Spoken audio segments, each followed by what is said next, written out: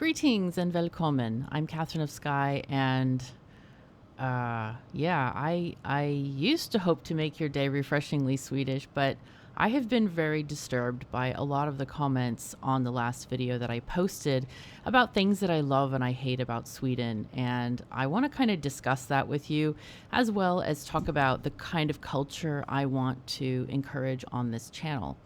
I am no stranger to YouTube. I have a gaming channel that I've run for the past 7 years or so, and it took a while, and I'm feeling like right now we're getting through that growth stage where the trolls start showing up and making people's lives miserable. Now, most of the comments that I have gotten, most of them have been very well put, very polite, people wanting to have a discussion whether they agreed with what I said or whether they disagreed. And I encourage disagreement. I find that when you disagree with someone, you get to learn what they like, what their perspective is, how their culture responds to certain things, or how they grew up, or things like that. So I very much encourage disagreement. I do believe a line is crossed, however, when that starts to get into personal attacks. And I've been very disturbed that my fellow Swedes have started attacking me. That I never expected that. In real life, whenever I go out to the shop, usually I'll have a conversation with people that I meet, store clerks and whatnot. Sometimes just people in the grocery store or other places. I have never met people that are so mean and rude as some of the people who have commented. And again, I want to emphasize that most of the people were very, very courteous and very polite in what they had to say. But there were a few people who just said such nasty things that I banned them. I banned them from commenting on my videos just forever, because I cannot deal with personal attacks. That is not okay in any way, shape, or form. And the way that works, especially if you were a troll and you were banned, you won't even know it. Because YouTube, what they do, they let you comment, but nobody else can see it but you. So you think you've commented, but it doesn't show for anyone else. So it's very sneaky. But I only do that in the rarest of cases. There were several other people who made very ignorant comments, and I responded to those but didn't ban them because maybe they're just not right in the head that day, because they're not thinking straight. And I'll talk about that in just a moment. But anyway, I do thank you, everyone, almost everyone, for your comments, except the people who were horrible. But yeah, when a channel gets to this level of growth, there are trolls that show up. But yeah, I never expected to be attacked by my fellow Swedes. That feels so bad. But jag är viking. I have dealt with pain before. Pain is my life. I suffer pain every single moment because of my migraines and other chronic health conditions. So those people are not going to get me down. And they have not succeeded. But I'm going to say that those kinds of trolly comments, attacking comments, are not acceptable on my channel. I want to create a culture on my channel, a space where we can discuss different things, because obviously we all have different opinions. We all have different things that we grew up with. Our culture is different. And I want to discuss things because I love learning. I've spent my entire lifetime learning.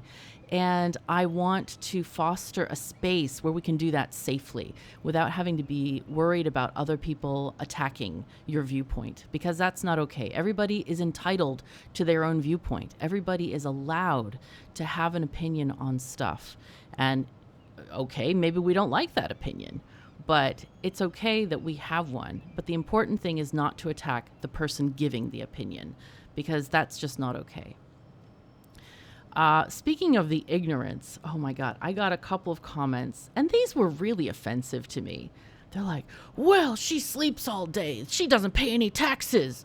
And I'm like, have you never seen, are you that blind? You've never seen your fellow Swedes taking care of people in the hospital at night, overnight?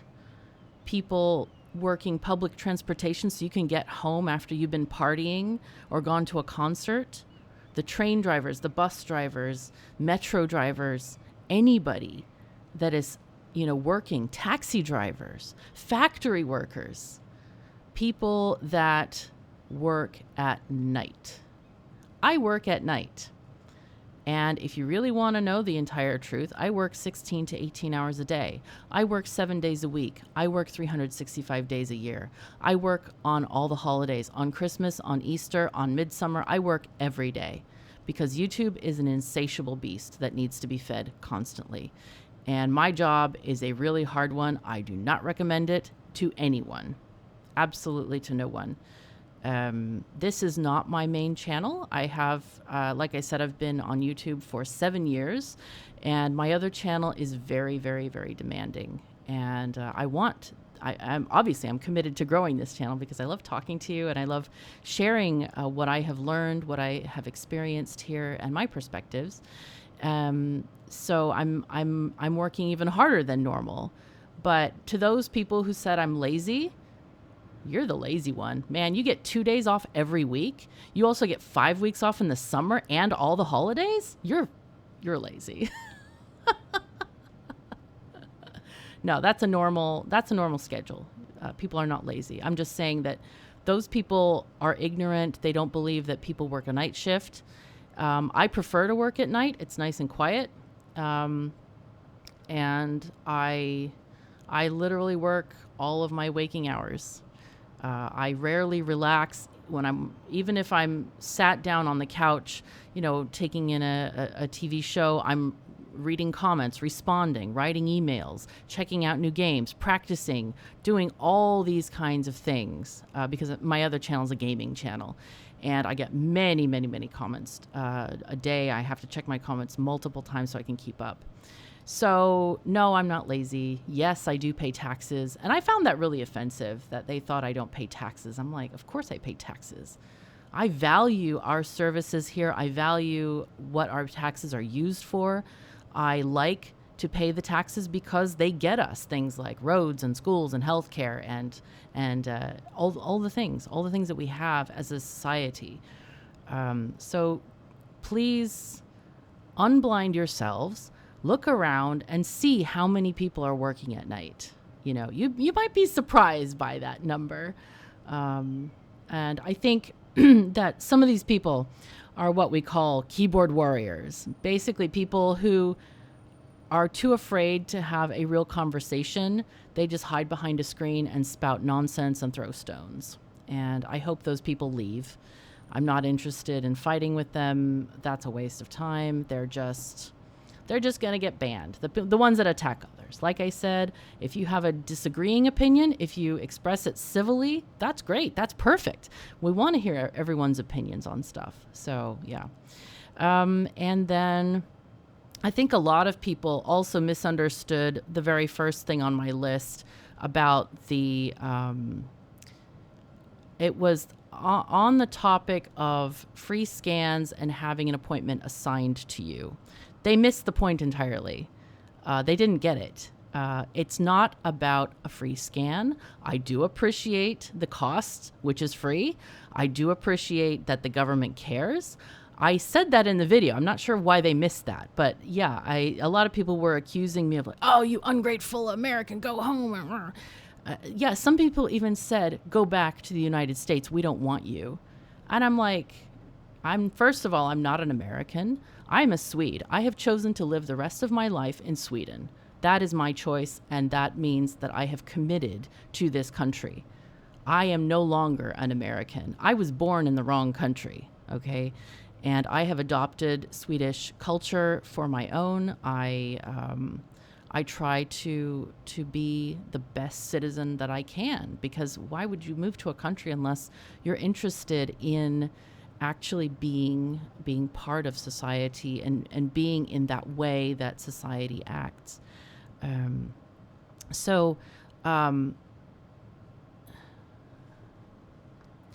Anyway, that very first item on my list of things that I didn't like was not about healthcare. It wasn't about free things. It wasn't about free scans. It was a question of politeness. Let me put it in other terms. If someone came up to you, well, not even somebody came up to you, if somebody sent you a thing in the mail demanding that you go to some far off town that takes a train and 3 buses to get there, demanding that you come at a certain time, say 2 a.m., which is not in most people's schedule, demanding that you meet with a person you've never met for a service that you never asked for, you never wanted, you're not even interested in. Say they say, well, I demand you come at 2 a.m. to this far off city, and it's going to take several hours of your time to deal with this, and I demand you come and get your lawnmower serviced. You'd be like, well, I live in an apartment. I don't have a lawnmower. I don't need it serviced. Like, huh? That's the question I'm asking. How would you feel if someone said, I demand you're now, your schedule now has me on it? That's what I find impolite and rude, because nobody asked me whether I had a lawnmower or not. Nobody asked me whether I wanted it serviced by this person I've never met. It going hours and hours away and wasting my time. And the other point that was made, a lot of people also, I guess they didn't hear that part of the video where I said that I had spent several hours trying to get this thing canceled. I ended up, I searched, that took a while. I called the number on the thing, first of all. It was not a number where you could talk to a person or even leave a message. It was just regurgitating the appointment information. Secondly, I called I looked on 1177, which has a terrible interface where I didn't even see the appointment on there. You had to do a special search where it was like, it's so not user-friendly. Like, if you didn't know and didn't Google how to get that, you wouldn't know how to get it, to find the appointment. And in that app, you weren't allowed to cancel the appointment. You could only move it. And I'm like, I don't need this appointment, so I want to cancel it. I don't want to move it. And even though the app says, you can cancel, you couldn't cancel. There's no cancel button. So I ended up spending more time writing to 1177 and figuring out, like, how can I cancel this? So it ended up that a person actually called me back, and we had a discussion about the user interface and all that kind of stuff. Because, like I said, I'm a pro gamer, and interface is one of my passions. And when you have a bad user interface, it just it's not cohesive for getting anything to work or helping anybody do stuff. So I spent half an hour doing that as well. And eventually they said, well, you're supposed to call a different number. You can try this one, and maybe you can cancel it. And by this time, I've spent over 2 hours of my time, because I care about our tax dollars, that I wanted someone else to have the appointment since I didn't need it. And so I just was like, God. But it took time. It was unwanted to begin with. If someone had asked me, I would have said no.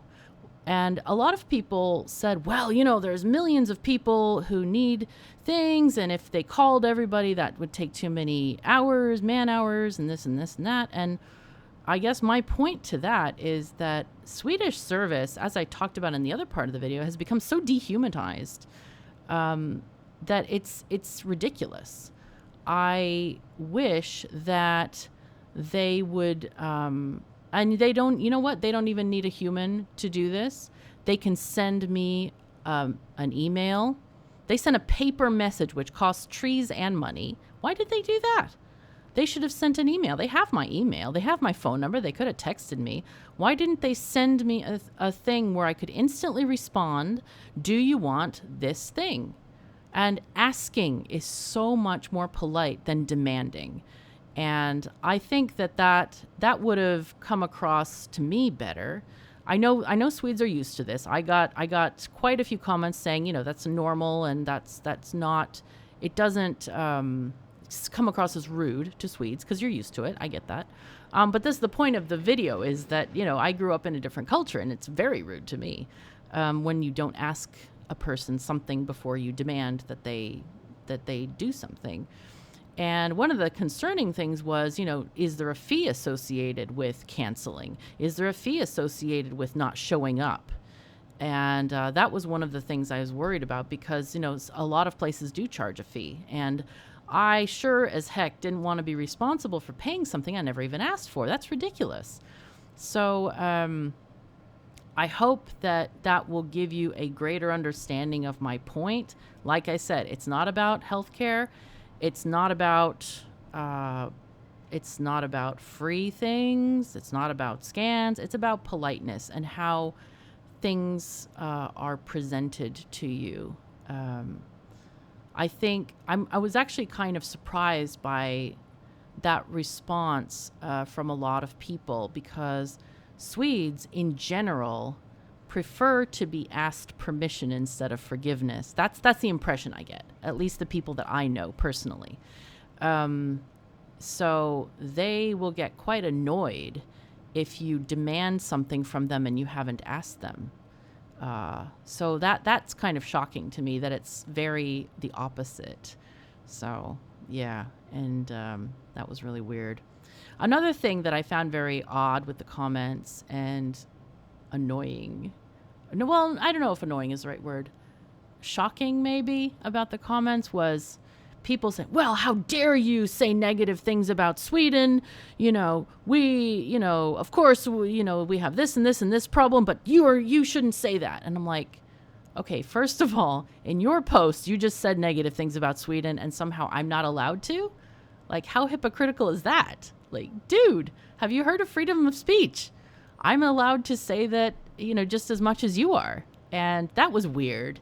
I just was like, what are you talking about? Like, I'm allowed to say this. If you don't agree, that's fine. But don't just say, oh, you're not allowed to say that. It's weird. It's a very strange thing when people are hypocritical within their own posts. So, yeah, I don't get that at all. I really don't get that at all. Another question or another suggestion that I saw were related to two things. One was the ventilation. And no, I do not have American-style vents in my apartment. There is nothing that pushes air to the volume that American vents will do. So that is not a thing here. If it were, I would be able to hook up my portable air conditioner to a vent or a duct. That ain't possible. That's just not even a thing. And the other thing was people were like, hey, try to open the windows. And I'm like, you think I didn't try that already? Like, really? That is the way we do things in Sweden. But I think I said it in the video. I have to have a very strong breeze from outside for that to work. Because I think it's just because of the length of the way my rooms are constructed together. It's a big air mass to move, so it needs a lot of wind for windows to work. And I've even constructed cat screens, so my cats don't fall out the windows. But yeah, it doesn't really work when there's no breeze. So I have tried that. And another suggestion was, hey, why don't you request your medication in bottles? And I think I addressed that as well in the video. I'm not sure if people are not listening or just maybe they just, I don't know, some squirrel appeared, shiny, this kind of thing. But yeah, I have requested my medication in bottles. But the ones, well, all of them, except for my antibiotic, all of them are not available in bottles. They do, I believe that the government negotiates contracts with the drug manufacturers and they buy specific products, and some come in bottles and some are only in blister packs. So that was not an option. I mean, why would I meow about something that I haven't tried to change? I'm a big person for, if I can fix it, if I can change it, I do it. I don't complain about stuff unless there's an actual reason for it. And I feel like in my video, I did have reason to talk about things that I disliked. Someone says, oh, you're not going to change anybody's mind. And I'm like, well, that's not the point of the video. The point of the video is to talk about cultural differences and things that I find weird that maybe you think is normal. But there's an entertainment value to hearing other people's perspectives. I'm not trying to convince anybody. I'm just telling you things from my perspective in hopes that we can learn from each other and can kind of broaden our own experiences with the experiences of others. So anyway, remember, no trolls. You'll be banned. But I welcome heartily discussion, opinions, agreeing, disagreeing. I want to hear from you. I found the discussions fascinating. I've learned so much from what people have to say, how people perceive things, what is thought. And it's been really interesting and educational. And that's one of the reasons I do these videos, because I am interested in how people think and what people are about and how they grew up, because we all have different ways of growing up. And yeah, it's good to get other perspectives on that. So anyway, I think that'll do it for me today. Thank you so very much for joining me. Take care of yourselves and each other, and I'll see you next time.